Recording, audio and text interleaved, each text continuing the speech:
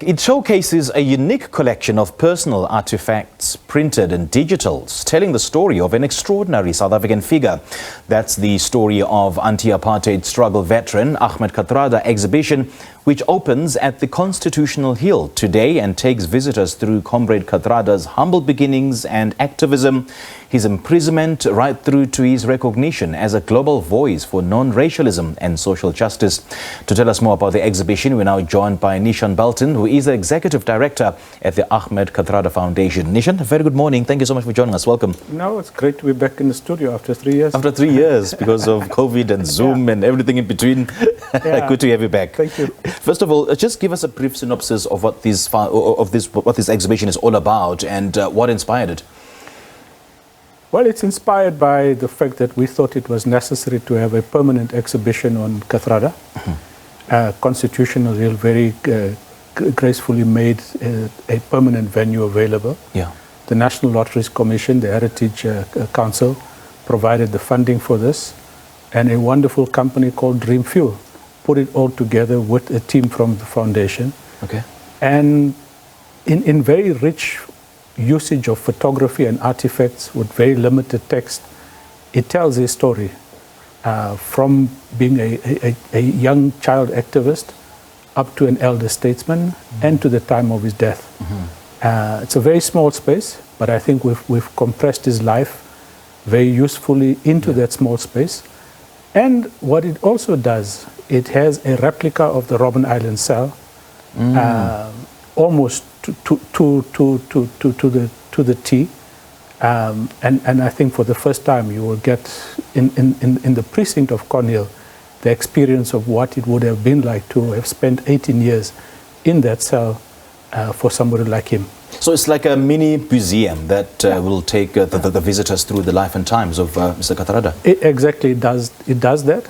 And around the corner is the Mandela exhibition, yes. And further up is the Gandhi exhibition, as well as all the others. The women's jail is right next to it. Yes. And I think what his story does is fits in some of the missing pieces that Constitutional Hill would not have had up until now. We know that the Constitutional Hill is a mecca for the arts, for the culture and the cultural fabric of the country, and as well as the history of the country. So why did you deem it fit to use the Constitutional Hill as as the venue, as it were, for this exhibition? Well, for two reasons. One, Kathrada spent some time in prison there. Okay. From the treason trial, they were kept there.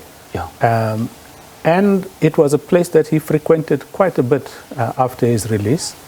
And lastly, Constitutional Hill were just generous in terms of offering us the space. Just after his death, we had a photographic exhibition there that lasted for quite some time. Okay. And it's that same space that Constitutional Hill have now made available to us. Right, right. And I understand that this exhibition will focus on the different elements of Kathrada's legacy. Tell us more about these elements. Well, it talks about his early life, from arriving in Johannesburg, because there were no schools for young Indian people in Swaziland. His entry into politics, leaving school at the age of 17 to become part of the passive resistance campaign, leaving his matric year. Yeah. And from then onwards, almost becomes a full-time activist up until the time that he is arrested. What we do showcase here is a number of his letters from Robben Island. You can see the replicas of that, as well as some of his clothing items, his favorite shoes, his favorite jackets. And all of the people whom he would have associated, family, friends, political colleagues, have found a space in this exhibition. It is rich visually in terms of telling his life story. And I do understand that it's spread across 5 distinct chapters, yeah? Yeah.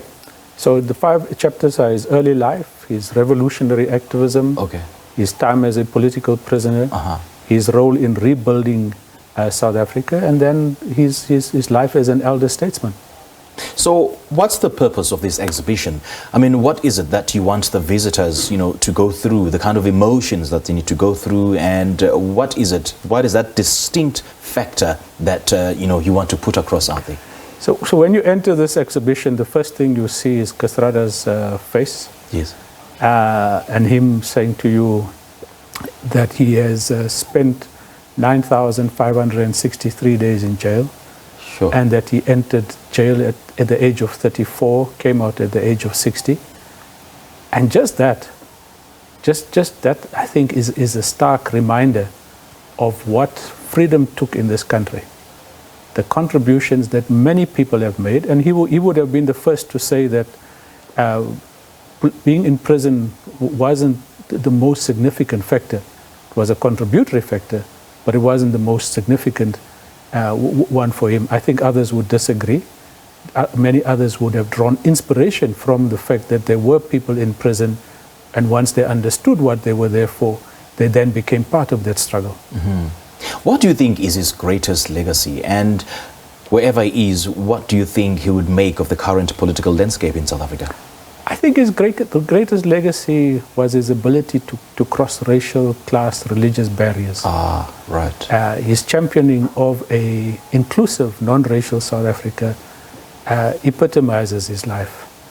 I think today he would be very worried about that aspect. The country is divided, it's fragmented, but it's also in a very dire socio-economic crisis. And that would have horrified him. The rate of unemployment, the rate of hunger, the rate of malnutrition in this country, the violence that is meted out towards women would have horrified him immensely. Yeah. Neeshan, I understand there will be a series of programs and events that have been planned to commemorate his legacy and as well as, just launch this exhibition. Yeah, just take us through these. So the whole of August, where we've done visits to the leaders of the 1956 Women's March. That's something that he had initiated. We've also laid a memorial stone dedicated to Ruth First at his site of memory, his grave site in West Park, okay, to mark the 40th anniversary of her death this year. And now it's the exhibition. We will also host our annual lecture in tribute to him on the 15th of October, which is the day of the release of the Rivonia trialists. Okay. And then day-to-day work, we manage his archives. We release aspects of his archives continuously on social media. Mm-hmm. And there are things that we are finding that we didn't know about him. And we want to share that on an ongoing basis. Yeah. There's always a central theme in each and every exhibition, and other themes that may accompany the central theme. What do you think is the main theme to commemorate his great legacy?